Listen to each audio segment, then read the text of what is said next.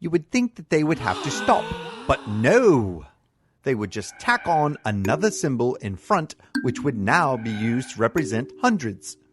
This could take you all the way to 999, which meant 9 hundreds plus 9 tens plus 9 ones. Every time they got to the biggest number they could represent, they would just tack on another digit which represented the next bigger number and kept going.